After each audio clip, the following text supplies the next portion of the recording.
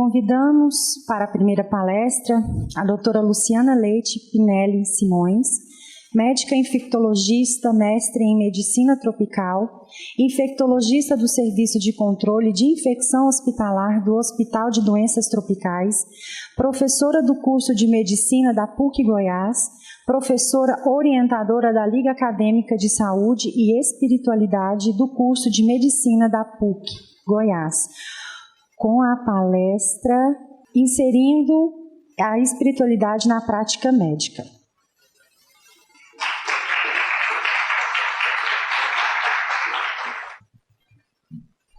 Bom dia, gente. Muito prazer estar aqui. Quero agradecer a oportunidade, agradecer a Deus e a Associação Médica Espírita que eu possa estar aqui hoje, aprendendo muito mais, com certeza, do que vocês vão aprender comigo. Porque esse momento que a gente é chamado para fazer uma palestra, a gente é o principal beneficiado. Então, a gente tem essa oportunidade de poder aprender um pouco mais sobre o tema que a gente é chamado a falar. Antes de começar um pouquinho, eu queria só fazer uma pequena propaganda do Fraternidade Sem Fronteiras. Quem não conhece ainda, é um grupo, uma equipe aqui brasileira, que faz um trabalho social belíssimo em comunidades muito pobres, muito carentes da África. E esse é um trabalho que a gente conheceu, uma comunidade lá em Moçambique. Tem pessoas entre nós aqui, frequentadoras da AME, que já foram lá, conheceram o trabalho. E eu tive a oportunidade na época do Congresso do Carnaval, de entrar no site, de fazer minha doação lá mensal, e eles me vincularam às crianças. Então, eu e meu marido hoje somos madrinha e padrinho de 2 crianças na África, que agora podem participar de ter educação e ter o alimento no centro comunitário.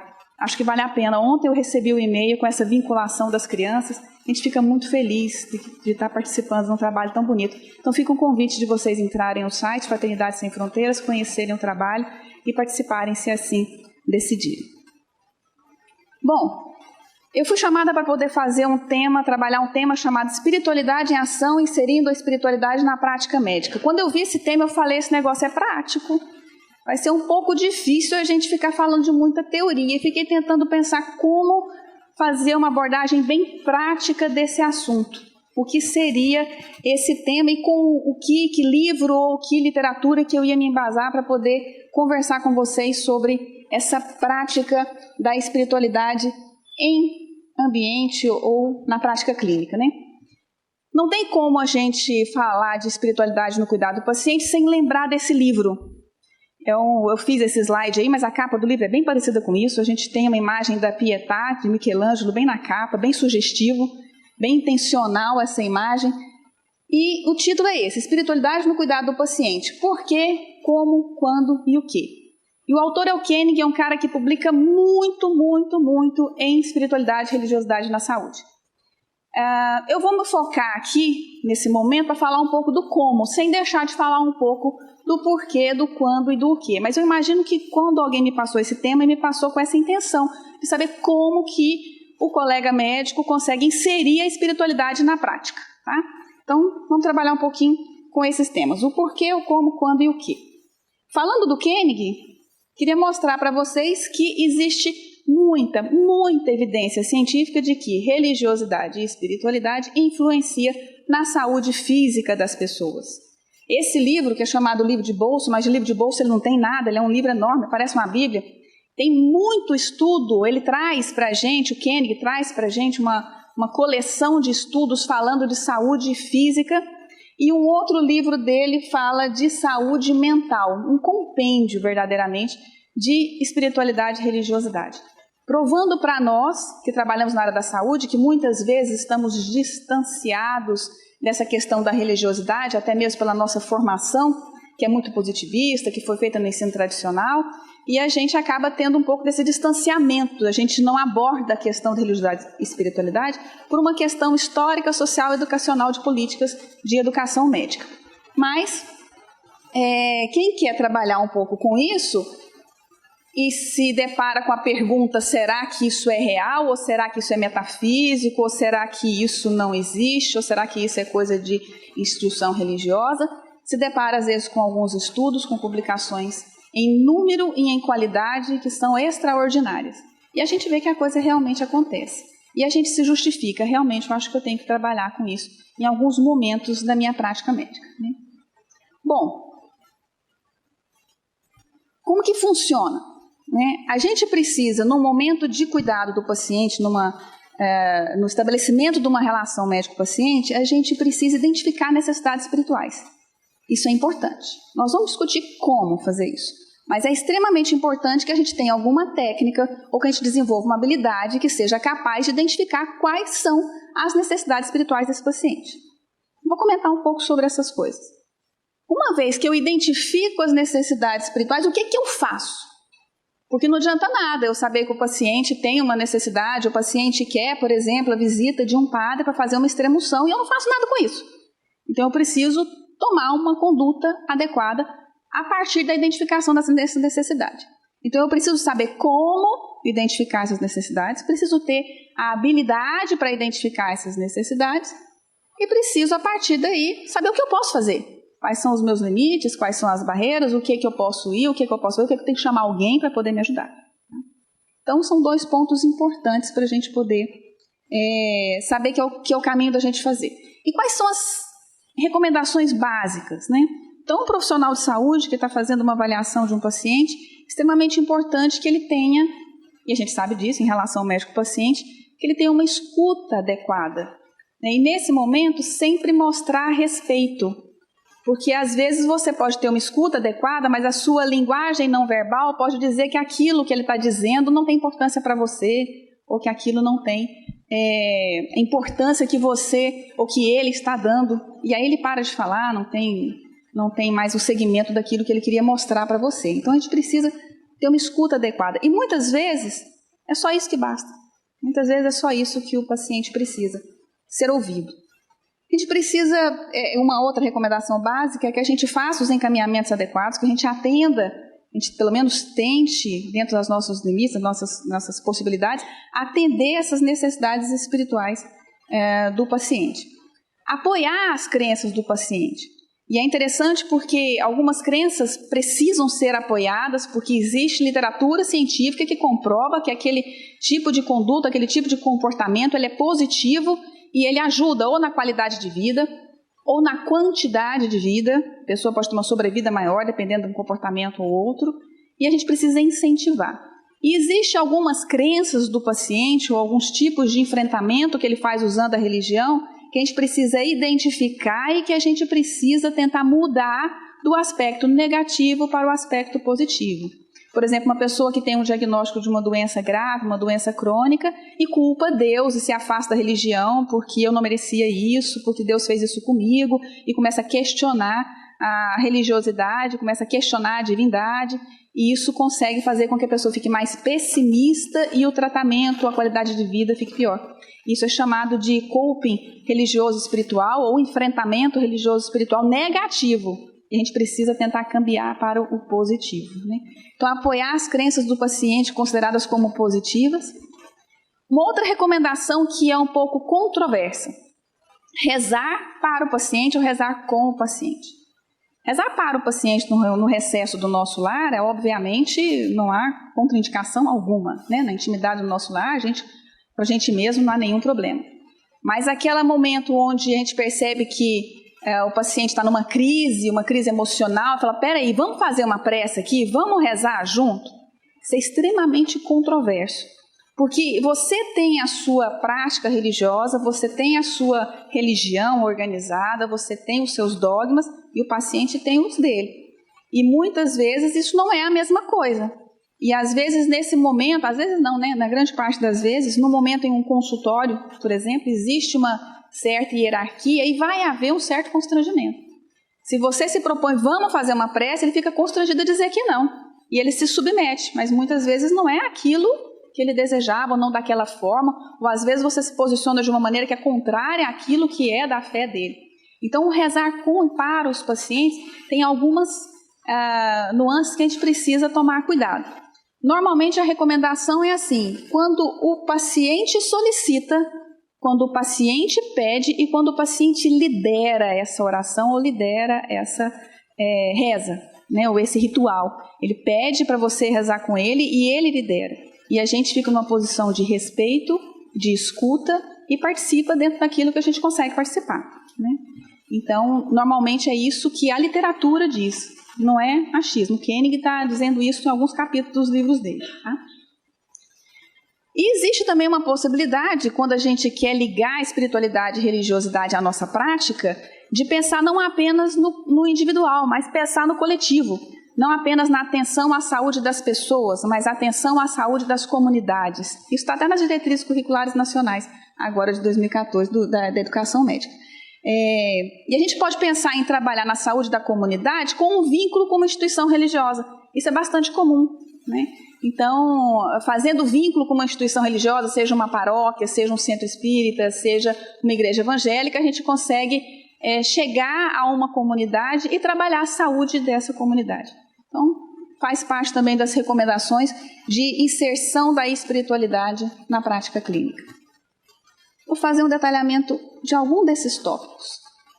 Esse artigo de Gonçalves e Fiore traz para a gente alguns pilares da ação terapêutica. E aqui ele fala da ação terapêutica não apenas para profissionais médicos, qualquer profissional da área da saúde.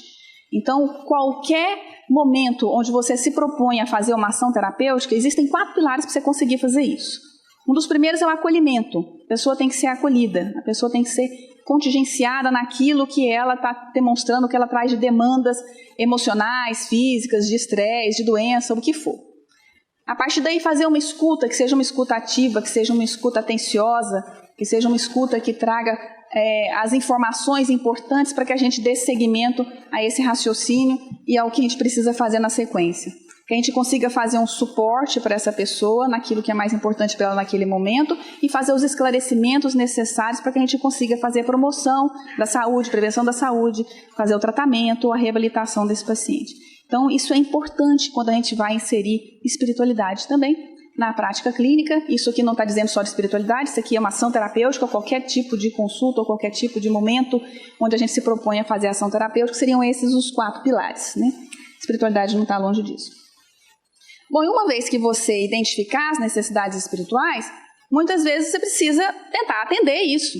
E às vezes você está com um paciente que está com uma doença crônica ou que está com fora de possibilidades terapêuticas, está em cuidados paliativos, e ele tem uma necessidade. E ele fala, eu queria muito um passe espírita.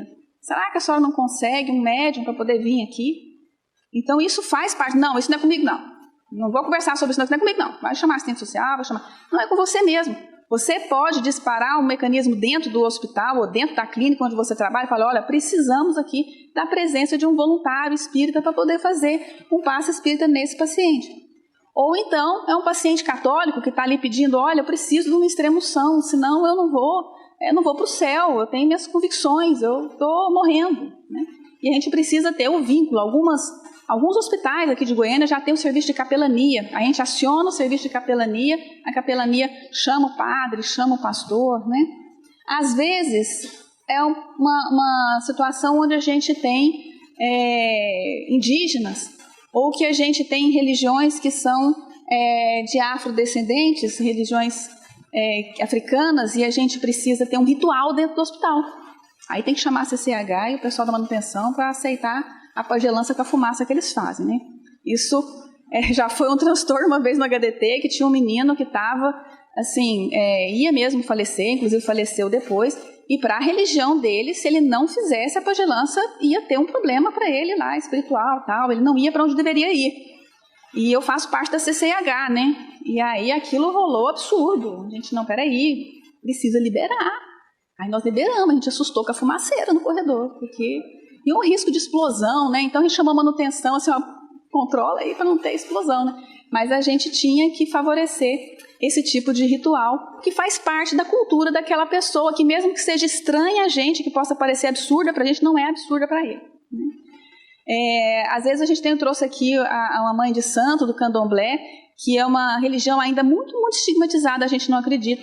Mas as religiões da afrodescendentes, a Umbanda, o Candomblé, ainda é muito estigmatizado no nosso meio. As pessoas não dizem que são filhos de santo, não dizem que são do Candomblé, muitas vezes dizem que são espíritas, né? Para escapar um pouco do preconceito que existe. E às vezes precisa, o que ele quer é uma mãe de santo lá, para fazer um ritual lá dentro da enfermaria, para poder recuperar a saúde dele. E a gente precisa fazer essa demanda, né? Às vezes o que a pessoa precisa é de um momento de leitura. E os nossos hospitais, as nossas clínicas não estão preparadas para isso, né? Às vezes a gente precisa ter uma literatura religiosa à disposição, precisa ter os livros daquelas religiões mais comuns do nosso meio, para que a pessoa possa, num momento qualquer, ir naquele local, que pode ser uma capela, e uma capela dentro de uma unidade de saúde pode ser um cubículo qualquer, algum lugarzinho que você coloca 2, 3 cadeiras, uma mesinha a título de altar, e aí você consegue ter um ambiente propício para essa pessoa fazer uma reflexão, para essa pessoa fazer uma leitura, para essa pessoa orar como ela quiser, rezar como ela quiser, né? E esses ambientes podem ser adaptados, podem ser pequenos, a gente pode tentar promover isso dentro das nossas unidades. O rezar para e com o paciente, né? Eu já comentei com vocês que isso a gente tem que fazer com certa cautela, com certo cuidado, e normalmente a orientação que existe de literatura, pelo menos a literatura que eu consultei, é que a gente tome os nossos cuidados e que a gente atenda essa solicitação quando ela vem do paciente, uma demanda do paciente solicitando, e muitas vezes eles querem rezar com o seu médico. Parece que isso vai fazer uma diferença no tratamento dele. E se ele faz essa demanda, você fala, então você faz a prece, você faz a oração, você faz a reza. E eu te acompanho aqui, né? Um exemplo aqui de atividade comunitária, quis trazer para vocês, dentro daquele conceito, aquele item que eu tinha trazido, atividades que podem envolver religiosidade e espiritualidade, prática acadêmica, desenvolvimento da educação médica, né? Isso aqui é não deu para ver, mas a paredinha aqui do cantinho de lá é uma parede de uma paróquia. Essa região é na região noroeste, o residencial JK, a PUC de Goiás foi chamada para fazer um trabalho lá pela paróquia. A paróquia chamou, olha, precisamos fazer um trabalho aqui com essa comunidade muito carente e tal. E aí a Liga de Saúde e Espiritualidade foi lá também, junto com todo mundo, né? Tinha gente da biomedicina, tinha gente da escola de circo, tinha gente da medicina fazendo exames de fezes, exames para achar, né, verminose e tal.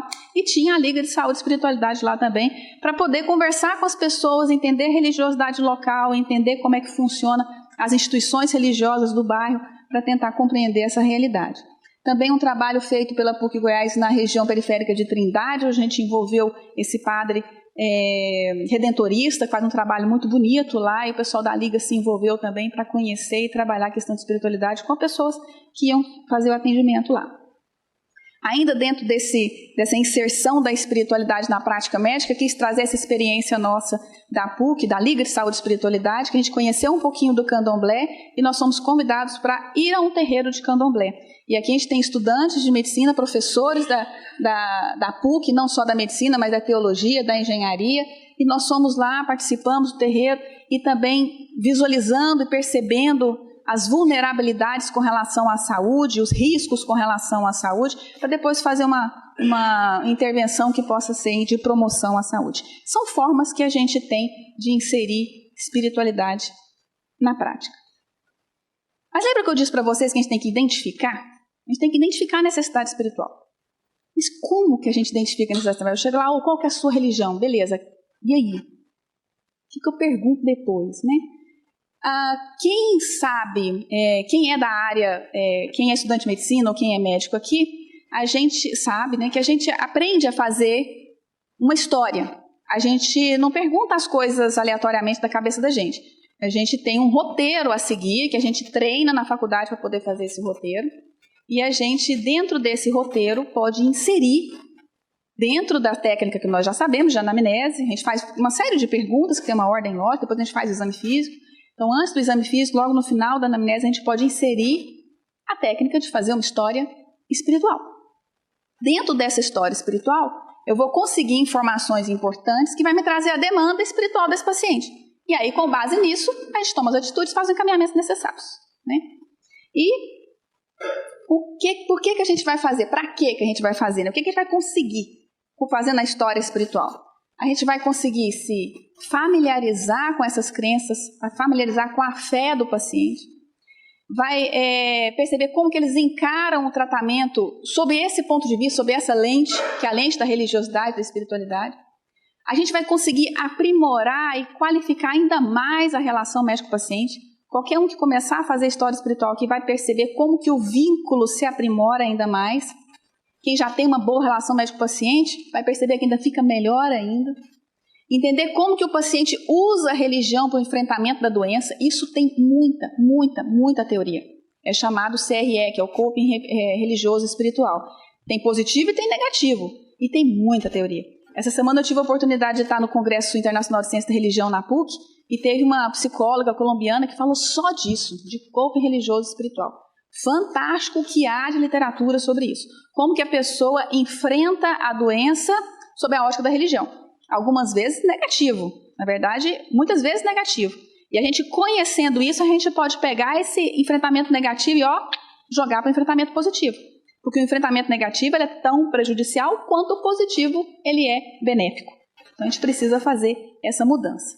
Então identificar, entender como é que o paciente está lidando com essa doença sobre a ótica da religião. Isso, se a gente perceber que ele é religioso. Porque a gente sempre faz uma abordagem, uma palestra dessa, assim, sempre pensando naquilo que é o nosso mais comum. O nosso povo é muito religioso. Nosso povo tem uma questão multicultural, sim, né? Então existe aquela pessoa que diz que é católico, mas que gosta muito do centro espírita. Existe aquele que vai em uma e em outra religião. Então existe essa questão multicultural, mas normalmente nós temos um povo religioso. Se a gente tiver uma pessoa que não é religiosa, isso vai ser identificado na história espiritual e a gente vai ver como que ele lida com isso, sem ser pela ótica da religião, mas muitas vezes pela ótica da espiritualidade, de questões um pouco mais transcendentes ou agnósticas, né? E terceiro, identificar as necessidades espirituais que necessitam de acompanhamento. O que é aquilo que eu vou precisar acompanhar no decorrer das próximas consultas. Então, vamos fazer uma história espiritual. As questões que a gente vai fazer tem que ser breves, a gente tem que lembrar delas, porque a gente tem muita coisa para decorar, né, gente? Fala a verdade. Quem trabalha aqui na prática médica, a gente tem que lembrar de um punhado de coisa. E a nossa técnica de fazer anamnese, a gente já traz ela meio de reflexo medular da faculdade. A gente sabe fazer todas as perguntas direitinho, e nós temos que inserir mais algumas questões que a gente pode escolher. Existem várias técnicas aí já publicadas e validadas. A gente vai escolher aquela que a gente mais gosta. E a partir daí, a gente tem que memorizar e tem que começar a aplicar, né? Então tem que ser um questionamento breve, porque a gente tem muitas outras coisas para perguntar. A gente tem que ser fácil de memorizar esse questionamento. Essa técnica que a gente utiliza, ela tem que ser capaz de me dar o resultado que eu quero. Eu preciso conhecer esse paciente, eu preciso ver como que ele enfrenta a doença, eu preciso entender como é que é a fé dele e tal. Então tem que dar conteúdo de volta. E eu tenho que focar nas crenças do paciente, porque nesse momento as minhas crenças não importam. O que importa é a crença do paciente. Eu preciso conhecer esse paciente. Então, o foco desse questionamento tem que ser a crença do paciente. Teve uma publicação em 2001 pela Nanda Rajá que fez estabeleceu uma técnica para fazer história espiritual. E essa publicação é interessante, e eu gosto, e é a que eu faço, que é a técnica HOPE. HOPE de esperança em inglês. Ficou fácil de memorizar, né? Então, dentro dessa técnica, e a gente vai inserir isso dentro da história, a gente tem o H é de hope mesmo, é de você lembrar a palavra esperança. Então a gente pergunta para o paciente, quais são suas fontes de esperança? Quais são suas fontes de conforto? O que te dá significado? O que te traz essa questão de conexão com o alto, né? Com o amor? O que é importante para você? Uma segunda pergunta tem a ver com O, de organizada, religião organizada. É a hora que você pergunta qual que é a religião do paciente. Você tem uma religião? Né? Eu sou católico, eu sou espírita, eu sou judeu, eu sou do candomblé, eu sou filho de santo e tal. É a hora de você perguntar como é que funciona essa questão da religião. O P é de uma espiritualidade pessoal. Então, existe o que você faz na sua intimidade, o que é fora dessa questão da religião organizada, né? O que é fora do ritual? Você vai na missa, beleza, mas você faz alguma coisa em casa? Você tem um momento em que você para de manhã cedo ou final da noite, você reza em casa? Como é que é isso? Essas práticas pessoais, essa espiritualidade pessoal. E por fim o E. Quais são os efeitos dessa religiosidade do paciente ou da espiritualidade na sua saúde, na promoção da sua saúde? E se for um paciente em cuidados paliativos ou fora de possibilidade terapêutica, alguém que está morrendo, a gente pergunta questões relacionadas ao fim de vida. Né? Aí o método mnemônico é para o E, né, de end life. Então a gente pergunta, olha, como é que você gostaria de passar esses últimos dias, as últimas semanas? O que é mais importante para você?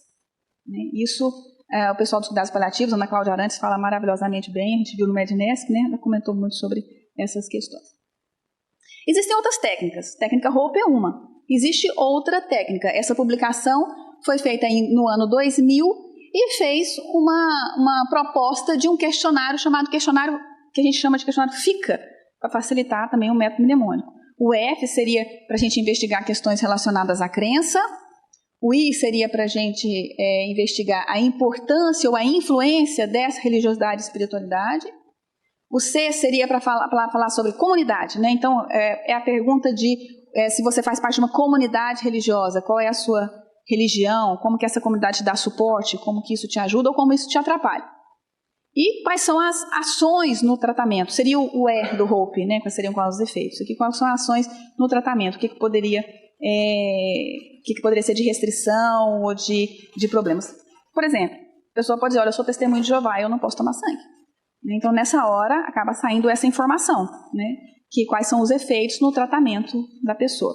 Olha, infelizmente, minha religião não permite tomar vacina. Não posso tomar vacina porque minha religião não permite. Então, são momentos em que você pode descobrir quais são os efeitos dessa religiosidade na saúde da pessoa. Não vou discutir aqui o que fazer com essas informações, não.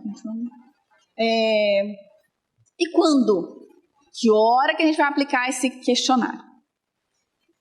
A sugestão do Koenig é que seja ao final, logo depois da história social. Nós aqui chamamos, quem aprendeu com o livro do Selmo Celano Porto, a gente chama de condições socioeconômicas. Depois de hábitos de vida, tem condições socioeconômicas, aí a gente seria a história espiritual. Essa é a sugestão dele.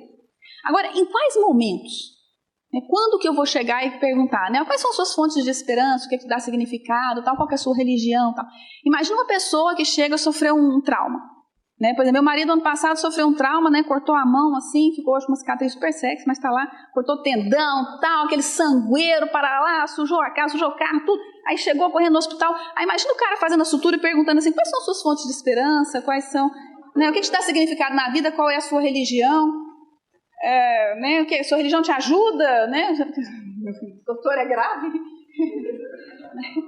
Imagina uma mulher, né, que vai dar à luz, né, chega lá em trabalho de parto, período expulsivo, chega, né, assim, não, respira, faz força, me diz uma coisa, quais são suas fontes de esperança, quais são não tá pegando, né? Então, existem alguns momentos que o quando não está adequado. Então, você precisa ter vínculo com esse paciente. Então, em algumas situações, você vai acompanhar esse paciente, onde você tem uma utilidade para poder trabalhar essa questão de religiosidade e espiritualidade, né? Então, existe uma sugestão na avaliação de um novo paciente. Então, estou recebendo um paciente, um colega pega e me manda um paciente, e aí eu vou acompanhar esse paciente por algum longo tempo. Vamos supor que alguém me manda um paciente que tenha hepatite ou que tenha HIV. Eu sou infectologista, por isso que eu uso as doenças infecciosas. Então, vem lá um paciente com hepatite. Eu sei que eu vou acompanhar ele por longo tempo. Vou admitir o paciente, vou fazer a história completa, a inicial, que a gente pergunta todas as coisas, vou lá e pergunto quais são as suas fontes de esperança, qual é a sua religião, está de boa, né? Não há problema.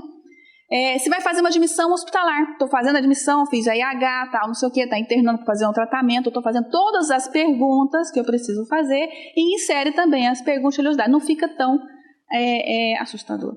E nas consultas de retorno, porque às vezes numa consulta inicial você tem que resolver um problema inicial, que você não faz aquela consulta prolongada com todas as informações, mas você pode inserir numa consulta de retorno complementação daquela história que ainda não ficou feita, né? Então, essas são algumas dicas. Espiritualidade em ação. Falei para vocês que quando eu pensei nisso, eu pensei em alguma coisa muito prática, né? Então, nós vamos seguir uma coisa bem prática. No hospital não combina. Estou chegando aqui para poder atender meus pacientes e a gente não pode atender com a dor, porque CCH briga, né?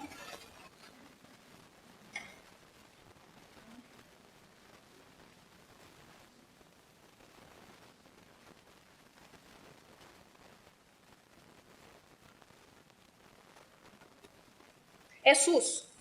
É SUS.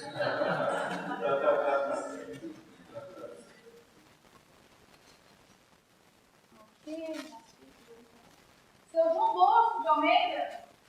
Aqui, doutora. Por favor. Vamos entrar, seu João.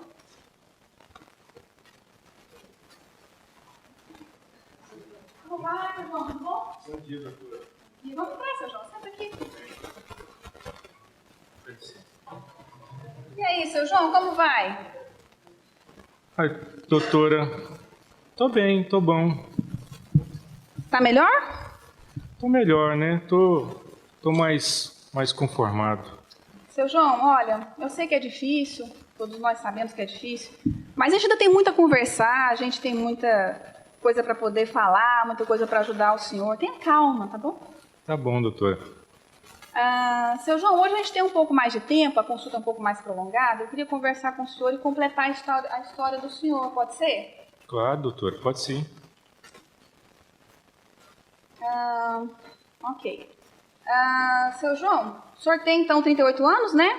Sim. Solteiro, nasceu, mora em Morrinhos e é vendedor, é isso, né? É vendedor de autopeça. Ok. O senhor veio encaminhado para a gente do pneumologista, né, alguns dies. O senhor fez o diagnóstico, esse pneumologista fez o diagnóstico de tuberculose no senhor. E aqui nós descobrimos que o senhor tem o vírus HIV. E já está em uso de medicamento para tuberculose, já está apresentando melhora muito boa. O senhor tinha os sintomas de febre, né, sudorese, uma perda de peso, tinha tosse, catarreira, falta de ar, era isso? Era, sim. Ok, já está melhor, né? Tá. Ok. Precisa saber alguns antecedentes do senhor. O senhor nasceu de parto normal ou cesárea? Acho que foi normal, doutora. No hospital ou em casa? Eu já fui no hospital. Ok. O desenvolvimento do senhor foi normal na infância, assim? Falou e andou na época certa? Aí que eu lembro, sim. O senhor lembra? Ah, tá. Tomou as vacinas obrigatórias? O cartão está em dia? A mãe cuidava da gente, levava lá. Eu acho que de vez em quando doía, tomava umas injeções. Acho que era vacina, sim. Ok. Teve a doença da infância, tipo catapora, cachumba, rubéola? Não, tive não, doutora. Algum acidente, alguma cirurgia? Não, só uma na mão. Ok. Mas teve que tomar transfusão? Não. Não. Ok. Teve alergia a algum medicamento? Não, nunca tive, doutora, nunca tive. Ok. Algum doente na família? Tem alguém tossindo em casa? Não, só eu mesmo que tive esse negócio. Ok. Seu João, o senhor bebe? Doutora, eu bebo cerveja, né? Bebe muito ou pouco? Depende, né? No final do mês recebe o salário, né? Aí bebo mais um pouco, bebo muito. Tá. Chega a pegar uns porros de vez em quando, ficar desacordado? Não? Não, nunca lembrei, não lembro disso não, mas mas bebo muito às vezes, viu, doutora? Certo. O senhor fuma? Não, já fumei. Já fumou? Já. O senhor está falando de cigarro ou de maconha? De cigarro. Dos dois, né? Assim, mas não mexo com esse trem mais não, viu, doutora? Sim, fumei, né, um cigarrinho. Baseado?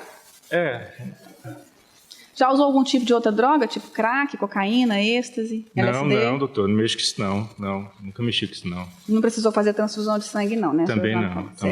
Fez alguma viagem recente, no último ano? Foi para algum lugar? Eu fui para São Paulo pela primeira vez de avião, tá barato, né? Agora tá caro, não tem jeito mais. Nem para ninguém. O senhor faz sexo só com mulher, só com homem ou com homem e com mulher? Não, doutor, só com... Não, quer dizer, só com mulher, doutor, que isso? Ok. Quantas namoradas de cama o senhor já teve no último ano? No último ano? Namorada de relação. Mais de 5, menos de 5? Mais de 10, menos de 10? Umas 10. Okay. Usa sempre preservativo, camisinha? Camisinha uso sim, doutor. Ok. O senhor mora com quem? Eu moro com a minha mãe, ela é separada do meu pai, aí eu moro com ela, que ela é sozinha, né? Só nós dois. E tá bem de saúde? Tá bem, minha mãe tá boa. Tem algum irmão? Tem 2 irmãos, mas eles são casados, tem a casa deles. Então estão saudáveis também? Estão tudo saudável, graças a Deus. Certo. Sua casa tem água encanada, tem esgoto, tem coleta de lixo? Tem sim, doutora.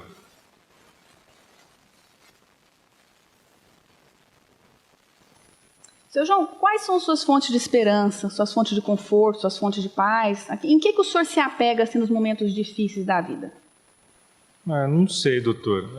Eu costumava ir num culto na igreja, mas depois me afastei. No final de semana eu até me encontrei com o povo da igreja, até deu vontade de voltar. O senhor faz parte de um grupo religioso? O senhor tem uma religião? Não, eu era evangélico, mas andei desviado. Aí o pastor até disse, né? Se quiser voltar para a igreja, ele até abençoa e vai orar por mim. Eles vão te ajudar, então? Sempre ajuda, né? Ele sempre ajuda as ovelhas desgarradas. E por que o senhor diz que é uma ovelha desgarrada? Doutora, porque andei desviado de Deus, né? Muita mulher, muita cachaça. Deixei de ir na igreja, né? E o senhor acha que eles podem ajudar o senhor? Eles sempre ajudam, né? Dão força, ora pra gente, tem os grupos lá na igreja, né? Aí a gente fica junto e acaba não fazendo bobagem, né? E tem alguma coisa que pode ser ruim? Na igreja? Não, de jeito nenhum. Tem alguma crença, uma fé, alguma prática que é independente dessa sua religião lá na igreja? Tem alguma coisa que o senhor gosta de fazer que é independente da religião, da igreja onde o senhor vai? Doutora, tem um terreiro que às vezes é um terreiro perto de uma casa da uma tia minha, é longe, né? Porque diz que centro bom é centro longe. Então, eu gosto de ir lá falar com o preto velho, de vez em quando eu sinto bem, sabe como é que é? Ótimo. E me conta uma coisa, seu João, com o diagnóstico de HIV, como que esse diagnóstico, como que ficar doente afetou o senhor no sentido de fazer as coisas espirituais ou religiosas? Doutor, eu acho que agora tem que ficar mais perto de Deus, né? Mais próximo dele, né? Fez muito pensar sobre Deus, essa doença, né? Tem algo que eu possa fazer para ajudar o senhor na sua fé, na sua crença? Tem alguma coisa que eu deva saber, algum tratamento, alguma restrição que pode ser um problema para o seu tratamento? Alguma coisa que eu preciso saber? Não sei, doutor. Estou pensando, tem outra igreja aí que não é que eu participava, não, é outra, de um amigo meu. Ele disse que tem um pastor lá que fazer parte da igreja é fazer parte e eles curam qualquer doença. Só que a gente tem que largar de tomar os remédios dos médicos. O que a senhora acha disso? Bom, seu João, eu acho que a fé pode curar, sim. Eu acredito nisso. A ciência também acha. Existe comprovação científica de que a fé pode curar. Mas eu também acho que existem os enviados de Deus. Eu acho que Deus age por meio da gente. Ele coloca as pessoas para ajudar outras pessoas. Então eu acho que esses enviados podem transmitir a inteligência de Deus para essas pessoas que vão fazer o medicamento. Aquele médico, por exemplo, que cuidou da tuberculose do senhor, que mandou o senhor para mim, ele é um cara abençoado. E aquele remédio que ele te passou, um remédio abençoado por Deus, que veio para tratar e passar a vida de tantas pessoas, não é? Então, os remédios que a gente vai passar para o senhor, esse hospital, as pessoas que estão aqui trabalhando, podem ser todos encarados como enviados de Deus de uma forma. A gente não precisa testar a Deus dizendo que Ele precisa curar a gente sem que a gente tome remédio. A gente pode usar os instrumentos que Ele manda, né? A gente não precisa testar a Deus. Deus é que precisa que a gente confie nele, né? A gente precisa confiar em Deus. Confia no pessoal da sua igreja que você está indo, confia nesse hospital, confia no remédio que eu vou te passar, que eu acho que assim a gente caminha bem. Tá bom, doutora. Obrigado. Eu até que vinha pensando nesses assuntos desse meu amigo da igreja, mas não dava dando muita importância, mas quando a sua pergunta, eu sei porque é importante, né? Porque vocês médicos sabem tanta coisa importante para perguntar sobre isso deve ser importante. Eu tenho que, acho que, mudar minha vida mesmo. Eu vou procurar ajuda, viu, doutora? Eu vou procurar. Isso mesmo. Deus te abençoe, viu? Amém, doutora. Agora eu vou passar um remedinho aqui pro senhor, né? O senhor vai tomar esse remedinho direitinho, sabe? Você é aqueles mesmo, né? Com água? Isso, com água. O senhor toma em jejum pela manhã, viu?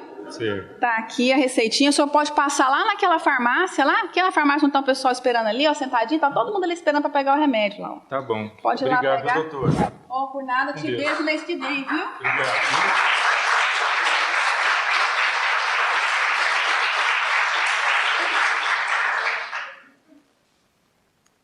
Ai, começar o trabalho aqui, vamos ver. Doutora Luciana? Seu João! Doutora Luciana! Senhor! Bom dia, doutora Luciana. Só desculpe, eu sei que não tem consulta marcado, só deve ter muito paciente para atender. Não, mas eu sempre uma alegria Mas com o eu vim senhor. aqui e queria conversar um pouquinho com a senhora. Mas vamos sentar rapidamente. Obrigado, Nós estamos com o tempo meio esgotado ali, mas a gente pode conversar. Ô, doutora Luciana, assim, eu queria vir aqui desse jeito, mas assim, eu fui convertido, sabe? Coisa boa. Aceitei Jesus de vez na minha vida, Coisa viu? Depois boa. daquela conversa com a senhora. E aí eu vim cá para poder pedir um negócio para a senhora. Pois não. Eu queria orar para a senhora. Pode orar para a senhora e a senhora orar para mim também junto, doutora Luciana? Claro. Só claro. me dá as mãos, por favor. Claro. Ai, meu Deus. Que coisa boa, doutora. Oh, meu Deus, em nome de Jesus, nós te invocamos, meu Pai. O Senhor me abençoou com HIV, Senhor. Aleluia. Aleluia. Porque eu olhei para as estrelas e vi o Senhor quando o Senhor me deu HIV, Senhor. E eu vi o poder do Senhor me transformou naquela hora, Senhor. E eu voltei para o seu rebanho, Senhor. E eu te invoco aqui, Senhor, para também abençoar minha médica, Senhora. Aleluia. Aleluia. Que seja abençoado esse hospital e essas mãos. Abençoa, Senhor. Aleluia. Que os remédios que saírem dessa caneta, Senhor, seja abençoado, Senhor. Obrigado, Senhor, pelo HIV que me tirou da cachaça e das mulheres e me deu a chance de viver com o Senhor o novo, Senhor. Obrigado, Senhor. Aleluia. Obrigado, Senhor, que hoje sou monitor de jovem, posso ajudar a sair do mundo do demônio. Senhor, aleluia. Aleluia. Aleluia. Aleluia. O Senhor que deu luz aos cegos, o Senhor que deu saúde aos leprosos, que transformou a água em vinho, Senhor, transforma o sangue do meu corpo, que seja contigo, Senhor, aleluia. Aleluia, aleluia. Que essa médica seja iluminada, Senhor, que as suas bênçãos passe ela, abençoe a todos da família dela, aleluia, Senhor. Eu invoco, Senhor, seu nome para ajudar esse povo que está aqui, abençoe eles, Senhor. Eles são tudo espírita, mas são gente boa, Senhor. Abençoe ele e que essa jornada seja de luz, Senhor. Aleluia, irmão. Aleluia. Que todo mundo que estiver saia daqui animado para ser uma pessoa melhor, Senhor. Aleluia. Aleluia. E que todos os médicos que estejam aqui comecem a fazer a história espiritual do Senhor e os pacientes. E que ajude seus pacientes a encontrar Jesus como encontrei, Senhor. Aleluia, irmão. Aleluia. Aleluia. Amém. Aleluia. Amém. Aleluia para a doutora Luciana.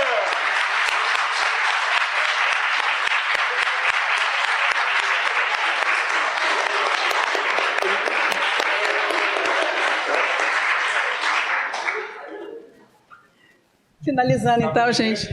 Gente, eu quero agradecer o Fábio Simões, que é o engenheiro da AME, e não por acaso meu marido, e que me ajudou nessa empreitada. Só para finalizar, meu tempo já esgotou, mas eu queria dar o exemplo para vocês, que uma história, o primeiro momento que vocês viram foi a história, nós passamos por vários pontos da história para mostrar para os estudantes que estão aqui, para os médicos que estão aqui, a nossa rotina normal, e que a gente chega ao final com a história espiritual sem nenhum creche, sem nenhum momento assim, vou perguntar sobre sua religião agora. Não, é natural. Isso vai tranquilamente. Assim como a gente faz uma história sexual naturalmente, a gente também faz a história espiritual naturalmente. E um outro ponto que eu queria trazer para vocês foi esse momento baseado em fatos reais. Essa situação foi um pouco que eu vivi. Logo que eu me formei, eu tive essa situação, uma grata surpresa. E eu achei interessante trazer porque foi uma situação de uma religião diferente da minha religião pessoal. É uma religião diferente da maioria das pessoas que devem estar aqui na audiência, creio que a maioria aqui deve ser espírita. Estávamos diante de uma pessoa que é evangélica, do grupo pentecostal, e isso traz para a gente algum constrangimento ou não no momento em que ele pede uma prece. Então, naquele momento, eu coloquei aquele slide para vocês, que a gente escuta com respeito, independente da nossa religião, é a religião dele. Então, sem nenhuma mensagem enviesada, eu queria dizer que, independente da religião do paciente, a gente pode ter uma atitude de respeito e trabalhar adequadamente. E uma frase que eu queria encerrar, a frase da doutora Marlene Nobre, que eu adoro essa frase, eu acho que o médico tem que ter verdadeiro ecumenismo, respeitando crenças e descrenças dos seus pacientes. E isso é extremamente importante. O que eu trabalhei aqui foram as crenças, né? Mas respeitar as descrenças também é muito importante, para que a gente possa assisti-los da maneira mais ampla e integral possível. Muito obrigada.